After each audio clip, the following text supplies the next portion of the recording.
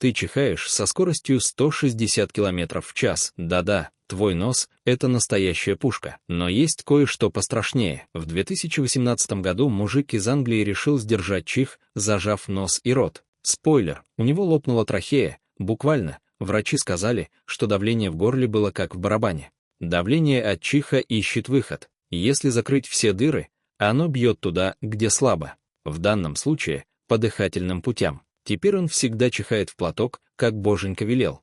Хочешь знать, как не угробить себя глупыми привычками? Подписывайся. Каждый день новый факт, от которого волосы встанут дыбом. Но чихай осторожно, дружище.